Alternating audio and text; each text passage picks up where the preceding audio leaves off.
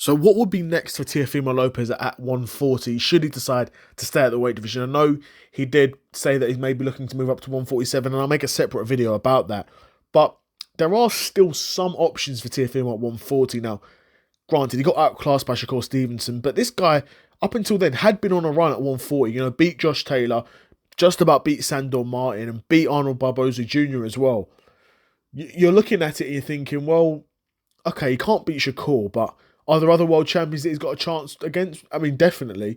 But obviously, he's not going to go straight back into a world title fight regardless. I was thinking a potentially good opponent for him would be Subriel Matias.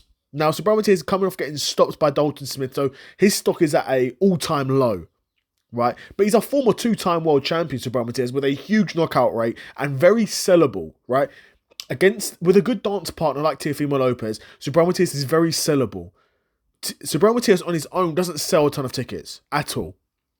Subriel Matias doesn't drive commercial interest for boxing fights, doesn't sell a ton of tickets, but with a good promotional team behind him and some money brought to the table by a Teofimo Lopez, there's no reason why that fight couldn't be built into, media spin, couldn't build that into something bigger than it really is. And what it really is, it would just be a comeback fight for Teofimo Lopez, right?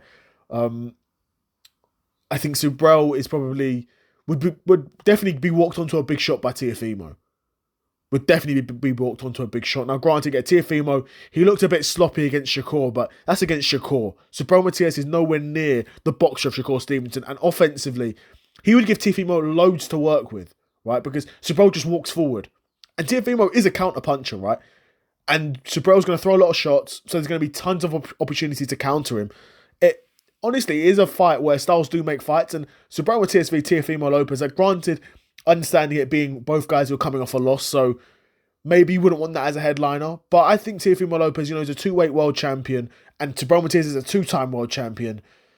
That by itself, in addition to the fact that styles make fights, that could headline a show. Now, it wouldn't be a huge show, but again, Subriel Matias isn't probably used to huge purses, and Teofimo Lopez is a guy who, I think realistically, he'd be expecting a smaller purse after that sort of performance by Shakur Stevenson, right?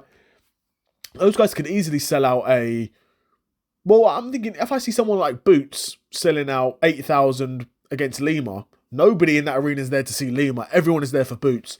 Teofimo is a guy who's been around for longer, got a better resume. Obviously, I guess there's less hype at this point, naturally. In addition to the media spin that they could build around Subriel Matias, I could see them doing over 10,000. Over 10,000 tickets, 12,000 tickets, 13, 14, who knows, maybe even 15k seats.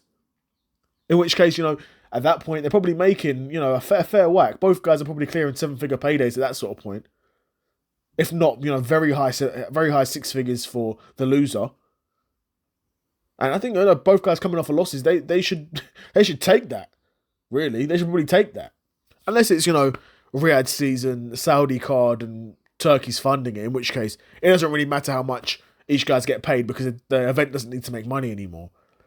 But yeah, just immediately what I thought after that fight and thinking that who's left at 140 and who would be willing to fight. Of course, I think both guys, Teofimo and Subriel Matias, both need to have long rests after those performances, particularly Subriel because he got stopped in the 5th round, so he needs to take a very long time off to let his brain recover. And Teofimo Lopez, no doubt, after getting outclassed like that, isn't going to be super keen to want to get back in there and fight a 12-round fight. So I think if anything, that fight could happen maybe down the line later in the year, towards the back end of the year. But let me know what you guys think. Do you think Teofimo v Subriel Matias would be an interesting fight to make next? And do you think it makes sense? Let me know in the comments below. Another episode of the Seth Solo Side Quest in the bag, and I'm out. Peace.